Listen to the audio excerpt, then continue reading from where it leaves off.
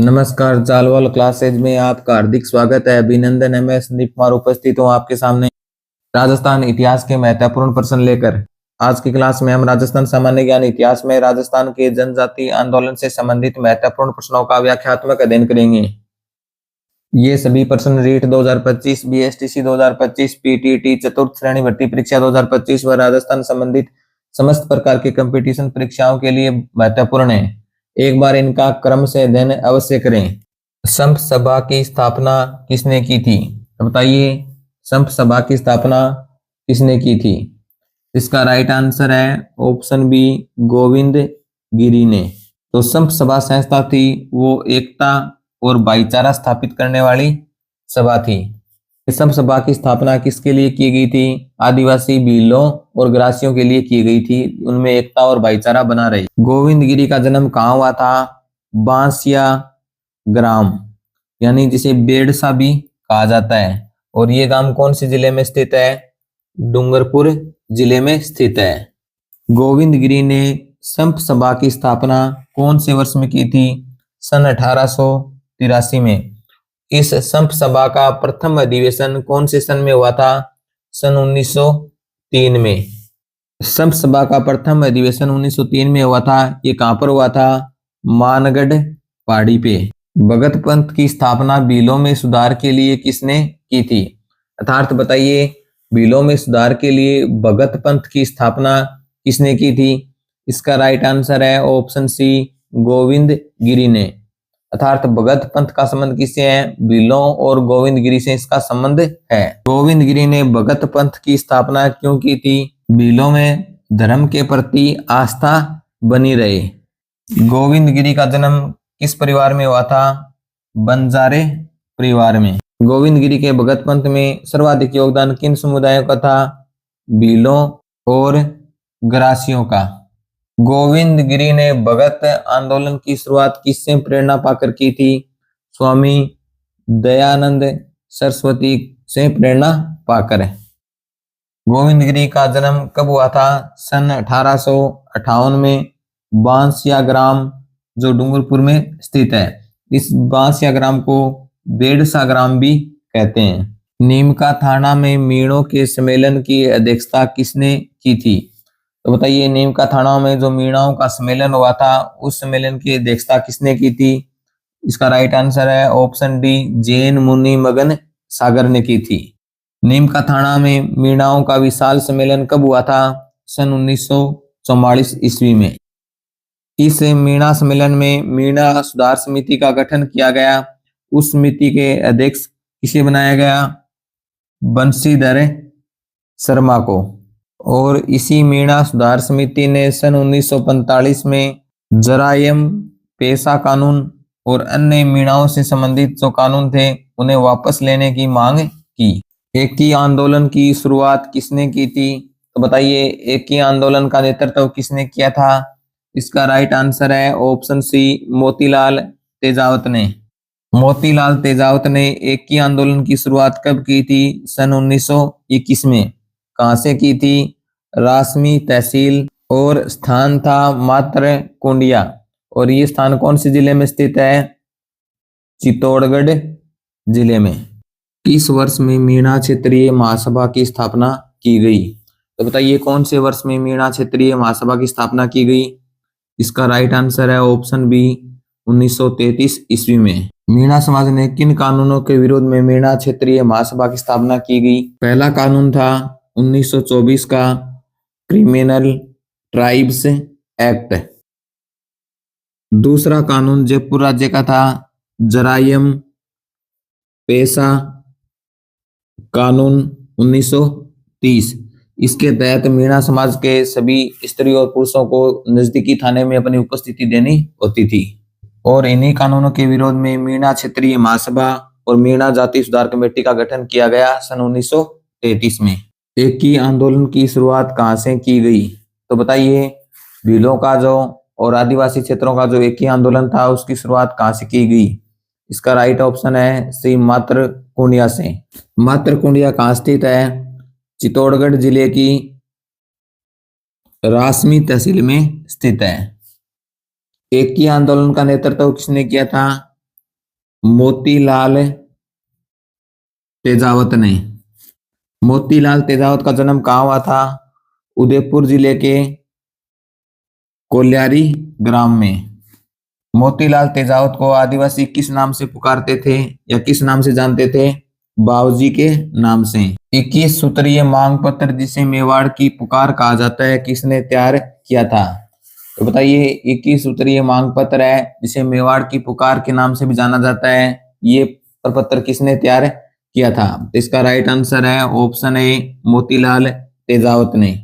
मोतीलाल तेजावत ने आदिवासी किसान थे, उनकी मांगों को और समस्याओं के लेकर एक 21 सूत्रीय मांग पत्र तैयार किया था, अर्थात एक पुस्तिका तैयार की थी, और ये पुस्तिका उदयपुर के महाराणा के समक्ष प्रस्तुत की। और इन्हीं 21 मांगों की जो पुस्तक थी उसे ही मेवाड़ की पुकार कहा गया। एकी आंदोलन का प्रारंभिक नेतृत्व किसने किया था? तो बताइए, एकी आंदोलन का नेतृत्व किस नेता ने किया था? इसका राइट आंसर है ऑप्शन बी, मोतीलाल तेजावत ने। एकी आंदोलन को कौन से वर्ष में प्रारंभ किया गया? सन 1921 में। एकी आंदोलन कहां से प्रारंभ हुआ? एकी आंदोलन मातरकुंडिया नामक स्थान से प्रारंभ हुआ, और ये मातरकुंडिया स्थान कौन से जिले में स्थित है? चित्तौड़गढ़ जिले में स्थित है। एकी आंदोलन को बोमट भील आंदोलन के नाम से भी जाना जाता है। एकी आंदोलन के तहत मोतीलाल तेजावत ने एक इसका विशाल सम्मेलन आयोजित कराया था, वो कहां पर करवाया था? नीमड़ा में। और इसी नीमड़ा में आयोजित विशाल सम्मेलन में किस सेना ने गोलीबारी की थी? मेवाड़ भील कोर ने। और इस नीमड़ा हत्याकांड में कितने आदिवासी भील मारे गए थे? लगभग 1200 भील मारे गए थे। ग्रासियों और भीलों को राजस्थान में संगठित करने के लिए संप सभा की स्थापना किसने की थी? तो बताइए, संप सभा की स्थापना किस नेता ने की थी? इसका राइट आंसर है ऑप्शन बी, गोविंद गिरी ने। गोविंद गिरी ने संप सभा की स्थापना कब की थी? सन 1883 ईस्वी में। इस संप सभा में कहाँ के ग्रासियों और भीलों को संगठित किया गया था? मालवा, डूंगरपुर, गुजरात, मेवाड़ आदि। संप सभा का प्रथम अधिवेशन कब हुआ? सन 1903 में। और ये अधिवेशन कहां पर हुआ? मानगढ़ पहाड़ी पे। और मानगढ़ पहाड़ी कहां पर स्थित है? बांसवाड़ा जिले में।